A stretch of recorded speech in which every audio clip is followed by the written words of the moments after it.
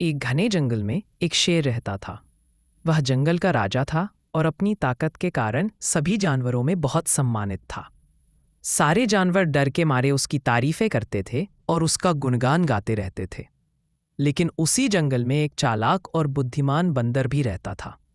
वह शेर से बिल्कुल नहीं डरता था और कभी भी उसकी झूठी तारीफ नहीं करता था। शेर को यह बात बहुत बुरी लगती थी। वह सोचता था कि बंदर ही एकमात्र ऐसा जानवर है जो उसकी महानता को नहीं मानता। एक दिन शेर ने गुस्से में बंदर को बुलाया और गरजते हुए कहा, सारे जंगल के जानवर मेरी ताकत और बहादुरी की प्रशंसा करते हैं, लेकिन तू कभी मेरी तारीफ क्यों नहीं करता? क्या तू मेरा सम्मान नहीं करता? बंदर ने शेर की आंखों में आंखें डालकर हंसते हुए कहा, महाराज, मैं आपकी तारीफ कैसे करूं?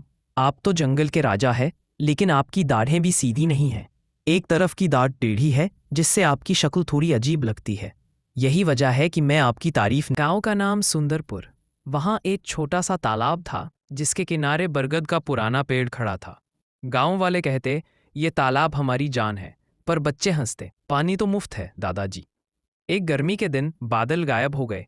नदी सूखी, कुएं खाली। तालाब का पानी दिन ब दिन कम होता गया। पहले लोग बाल्टी भरते थे, फिर मटके, फिर सिर्फ गिलास। रमेश 10 साल का लड़का रोज स्कूल से लौटकर तालाब के पास बैठता। वह पत्थर फेंकता और सोचता, पानी खत्म हो गया तो क्या होगा। उसकी माँ कहती, चिंता मत कर, बारिश आएगी। पर बारिश नहीं आई। एक दिन तालाब में सिर्फ कीचड़ रह गया। गांव में हाहाकार मच गया। लोग शहर से टैंकर मंगाने लगे। एक टैंकर की कीमत थी 500 रुपए, उतना जो रमेश के पिता महीने में कमाते थे। रमेश ने देखा, उसका दोस्त सोनू अब स्कूल नहीं आता। सोनू की माँ बोली, पानी खरीदने के पैसे नहीं। रमेश ने अपना गुल्लक तोड़ा। 100 रुपए उसने सोनू को दिए। सोनू रोया, ये तो बस 2 गिलास पानी है।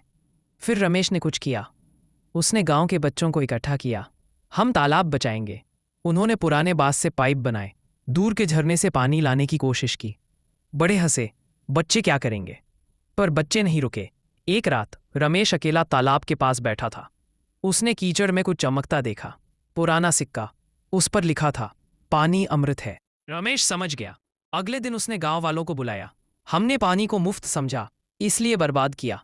अब हर घर से एक बाल्टी पानी बचाओ, तालाब में डालो। लोग हिचके, पर रमेश की आंखों में कुछ था। धीरे धीरे हर घर से एक बाल्टी तालाब में फिर। गांव का नाम था सुंदरपुर। वहां एक छोटा सा तालाब था, जिसके किनारे बरगद का पुराना पेड़ खड़ा था। गांव वाले कहते, यह तालाब हमारी जान है। पर बच्चे हंसते, पानी तो मुफ्त है दादाजी। एक गर्मी के दिन बादल गायब हो गए। नदी सूखी, कुएं खाली। तालाब का पानी दिन ब दिन कम होता गया। पहले लोग बाल्टी भरते थे, फिर मटके, फिर सिर्फ गिलास। रमेश, 10 साल का लड़का, रोज स्कूल से लौटकर तालाब के पास बैठता। वह पत्थर फेंकता और सोचता, पानी खत्म हो गया तो क्या होगा। उसकी माँ कहती, चिंता मत कर, बारिश आएगी। पर बारिश नहीं आई। एक दिन तालाब में सिर्फ कीचड़ रह गया। गांव में हाहाकार मच गया।